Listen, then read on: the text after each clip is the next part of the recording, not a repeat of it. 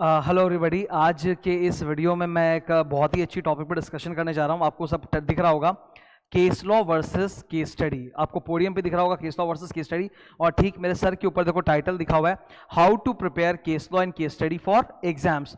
This video is relevant for different types of course of student, जो commercial courses करें, CS cost accountancy, उनके लिए भी, और जो लीगल पढ़ाई करते हैं LLB वगैरह, उनके लिए भी। ठीक है, तो एक बार एक बेसिक डिस्कशन मैं बता देता हूँ। सबसे पहले तो sir, what is the difference between case law and case study? ये डिफरेंस, केस लॉ बेसिकली एक कोर्ट जजमेंट होता है। ठीक है, कोर्ट ने कोई एक जजमेंट दिया है किसी फैसले पर, उसको कहते हैं case law. It's an actual judgement जो असली में हुआ है, ऐसी घटना हुई है, अदालत में केस गया है और कोर्ट ने अपना फैसला सुनाया है, उसे कहा जाता है केस लॉ, उसे बोलते हैं केस लॉ। ठीक है, case law is a very popular court case जिसको इंटरप्रिटेशन में यूज किया जाता है। लॉ की लैंग्वेज परफेक्ट नहीं होती, लॉ की लैंग्वेज में कई बार क्या होता है, थोड़े लूप होल्स होते हैं, थोड़ा डबल मीनिंग होता है, तो उसको इंटरप्रिटेशन करने के लिए ये सब पॉपुलर कोर्ट केसेस बनते हैं। तो इनका पर्पस होता है interpretation of law. They are based on questions of law and not questions of fact. ठीक है, इसका फायदा क्या होता है, ऐसा ही मसला अगर दोबारा कभी अदालत में जाता है तो अदालत के पास या वकील के पास पहले से ही एक एग्जाम्पल, एक प्रेसिडेंट है कि पहले भी ऐसा ही मसला हुआ था तो जज ने ये फैसला सुनाया, तो आगे भी ऐसा ही होता रहेगा। हालांकि ऐसा जरूरी नहीं है, कई बार ऐसा भी हुआ है कि नए केसेस में पुराने मिलते जुलते केस लॉस के जजमेंट को कोर्ट ने नकार दिया और नया जजमेंट दिया है, तो ऐसा भी होता है। ठीक है, थर्ड, क्या केस लॉ हमको एग्जाम के लिए लर्न करना है? Yes, you have to learn case law for exam. Specially जो टैक्स के स्टूडेंट्स है ना भाई, उनको तो केस लॉ एग्जाम के लिए याद करना महा जरूरी है। फाइनल में जो टैक्स हम पढ़ते हैं, इनकम टैक्स हो, GST हो, कस्टम्स हो, उसके लिए बहुत जरूरी है। Sir, what is case study? Case study exam में पूछा जाने वाला एक क्वेश्चन होता है जिसमें बेसिकली क्वेश्चन पेपर आया, क्वेश्चन पेपर में वो लोग एक कहानी बनाते हैं, एक स्टोरी बनाते हैं, एक आर्टिफिशियल सिनेरियो बनाते हैं to test your knowledge, to test the students knowledge. ठीक है, तो ये एक आर्टिफिशियल सिनेरियो होता है to test students knowledge. Simple भाषा में बोलूं तो it's a story based question. ठीक है, अच्छा, क्या केस स्टडी के आंसर में केस लॉ का इस्तेमाल होगा? हो भी सकता है, नहीं भी। Some stories are purely based on sections, तो आप सेक्शन के नॉलेज के बेसिस में उसको आराम से सॉल्व कर सकते हो, आपको केस लॉ की कोई जरूरत नहीं है।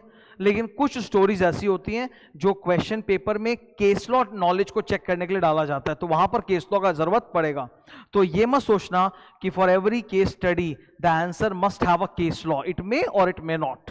ठीक है, ये देख लो, ये एकदम इंपॉर्टेंट है, मे और may not require reference of a case law. ठीक है, वो तो जो क्वेश्चन पूछा उस पर निर्भर करता है। क्या हम लोगों को केस स्टडीज भी याद करनी है? नहीं नहीं, केस स्टडी तो एग्जाम में आए हुए क्वेश्चंस होते हैं, एक बार आप रीड कर लो जब आप प्रिपरेशन करते हो तब, लास्ट मिनट रिवीजन में इसमें कोई जरूरत नहीं है। Only read in the preparation stage, no need of last minute revision. ठीक है, तो आई होप इससे तुमको केस लॉ और केस स्टडी में फर्क समझ में आ गया हो। अब केस मतलब केस लॉ मतलब जो कोर्ट में होने वाला एक्चुअल केस है, जो जजमेंट है, जजमेंट का नाम है, और कोर्ट केस स्टडी मतलब एक स्टोरी बेस्ड क्वेश्चन जो एग्जाम में डाला जाता है तुम्हारी नॉलेज को चेक करने के लिए। ओके, अच्छा, एक वीडियो मैंने बनाया था और वो मैंने YouTube में भी डाला है कि केस लॉ का नाम रीड कैसे किया जाता है। बहुत सारे स्टूडेंट पूछते हैं कि सर ये केस लॉ के नाम में लिखा हुआ है 9 AIR 2010, ये सब क्या मतलब क्या इसका? तो उसके ऊपर पूरा मैंने एक प्रॉपर वीडियो बना के डाला है, वो जरूर देख लेना, तुम्हारा सारा डाउट दूर हो जाएगा। नाउ आज के मसले पे आते हैं। आज का जो मसला है वो यही तो है, how to prepare case law for exam and how to write case study in exam. I will show you through an example. Okay, ये देखो, ये क्वेश्चन आया एग्जाम में। कुछ दिनों पहले मैंने YouTube में एक वीडियो डाला था बोर्ड मीटिंग के ऊपर, उसी वीडियो का रेफरेंस देकर कुछ क्वेश्चन मैं शो कर रहा हूं। देखो, ये क्वेश्चन आप पढ़ो, ये कहानी के फॉर्म में, it's a story. Messrs OBC limited एक कंपनी है जिसका बोर्ड मीटिंग होने जा रहा है एंड सो। तो स्टोरी डाल के आपसे क्वेश्चन पूछ रहे हैं, इस स्टोरी को हम कहते हैं केस स्टडी। अब इस स्टोरी का जवाब देने के लिए हमें दो चीजें चाहिए, एक केस लॉ का नाम और दूसरा सेक्शन नंबर। तो अचिंत्य कुमार, ये जो आपको दिख रहा है, ये केस लॉ हुआ, ठीक है, और ये हुआ सेक्शन नंबर लॉ। तो केस स्टडी और केस लॉ में फर्क समझ में आ रहा है? अब ऊपर चलते हैं एक बार, ठीक है। How to prepare case laws for exam. सबसे पहली बात, आपको केस लॉ के जो नाम है वो याद करने पड़ेंगे, ठीक है। देखो, मैं बोलता हूं अगर याद कर सको तो ठीक है, नहीं कर सको तो कोई मरने की जरूरत नहीं है, पर कोशिश जरूर करनी चाहिए। अब मैं अगर अपनी बात करूं तो मैं जब फाइनल का स्टूडेंट था, ये इनकम टैक्स पेपर की बात है, फाइनल में इनकम टैक्स का पेपर था 100 नंबर का, तो 2009 में एग्जाम था मेरा। क्या लफड़ा हुआ उसमें कि इतने सारे मेरे टैक्स के बुक्स घर में आ गए थे, कोचिंग टीचर लोग का प्लस अदर बुक्स मैंने खरीद लिए थे, इतना कुछ था, लास्ट मोमेंट आ गया ना तो मेरे से पढ़ा नहीं जा रहा था। तब मैंने डिसाइड किया मैं तो केस लॉ का नाम याद नहीं करूंगा, उनका जो स्टोरी है, उनका जो पर्पस है वो याद करके लिख के आ जाऊंगा। सेक्शन नंबर सारे याद कर लिए थे मैंने। तो मैंने तो बहुत अच्छा पेपर लिख के आया था, मेरे को 70 भी मिला, that is good, that is good. But I feel कि इट इज बेटर, अगर कर सको तो बहुत अच्छा रहेगा अगर नाम याद कर लो, बिकॉज एग्जामिनर को इमीडिएटली मतलब आप पे बिलीव हो जाता है। आप एग्जाम देखो, the person who checks your paper, उसके पास इतना टाइम नहीं है, वो बहुत मिनिमम टाइम में maximum number of copies check करेगा। सो जैसे ही आप केस लॉ का नाम देते हो ना, उसको इमीडिएटली आपके ऊपर कॉन्फिडेंस आ जाता है कि हाँ ये स्टूडेंट पढ़ के आया है, तो बेटर है learn the name. Okay, second, आपको हमेशा केस लॉ का जो रीजन है वो याद करना पड़ेगा कि जो जजमेंट आया, जो डिसीजन आया, उसके पीछे एक लॉजिक होता है, एक रीजन होता है, जिसको हम लोग बोलते हैं रेशियो डेसिडेंडी। रेशियो डेसिडेंडी का मतलब होता है द रैशनल और the reason behind the judgement. तो ये आपको पक्का एग्जाम में लिख के आना है, ये तो इजी है, ये तो कॉमन सेंस है, लॉजिक है, याद रह जाएगा, इसमें कोई दिक्कत नहीं है। थर्ड, अच्छा, कुछ एक कोर्ट केसेस ऐसे भी होते हैं जिसमें मतलब कुछ एक्स्ट्रा बातें भी लिखी रहती है, जैसे मान लो रिबटल, समझते हो रिबटल? अगर तुम्हारे स्कूल में कभी डिबेट हुआ है, डिबेट, तो डिबेट में क्या होता है, सामने वाला जो टीम है वो कुछ पॉइंट बोलता है और आप उस पॉइंट को रेफ्यूट करते हो, मतलब उसका कॉन्ट्ररी बोलते हो, रेफ्यूट करते हो, रिबटल, आप आर्ग्यूमेंट देते हो, तर्क करते हो। तो उन सब चीजों को कई कोर्ट केसेस में वो तर्क वाला पोर्शन भी बहुत ज्यादा होता है, तो उनको हम कहते हैं ऑब्जर्वेशंस बाय द जजेस ऑबिटर डिक्टा।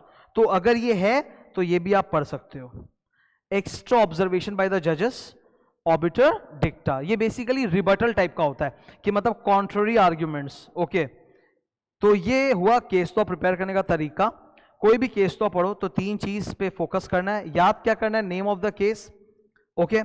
सेकंड, केस के पीछे का जजमेंट का जो रीजन है, रीजन लॉजिक, वो याद करना है। और तीसरा, अगर तुम्हारे बुक में उस केस में कुछ एक्स्ट्रा बातें और बोले हुए आर्ग्यूमेंट्स, तो वो भी याद कर सकते हो। Okay, now next thing is, and the last thing is, how to write a case study in exam. एक फॉर्मेटिक तरीका है, मैं बहुत एकदम लेटेस्ट डिस्कस कर रहा हूं, कोई भी पुराना माल नहीं है, ठीक है, एकदम नया। सबसे पहले तो जो भी केस स्टडी है, मतलब स्टोरी बेस्ड क्वेश्चन आया है, उसमें या तो कोई सेक्शन का इस्तेमाल होगा जिसको मैं लॉ बोलूंगा, या कोई केस लॉ का इस्तेमाल होगा। तो वो स्टोरी पढ़ के आप सोचो कि the particular story, the case study is based on which law or which case law, and then you write down that law or that case law in detail. That is the first step, ठीक है, that is the first step. Second, there is a story given in the question, you have to correlate that story with the law और case law that you are citing. तो correlation करो आप, ठीक है। And then last, third, you have to give your conclusion कि क्या होगा ultimately, ठीक है। Now it is not necessary that when you are answering an exam you have to show step 1 2 3, you don't do it like that। आप बस paragraph wise लिखो, you don't have to write logic, ऐसे मतलब एक एक करके मत लिखना, don't write law, case law, correlation, conclusion, you don't have to give subtitles or headings, okay, you just write your answer paragraph by paragraph।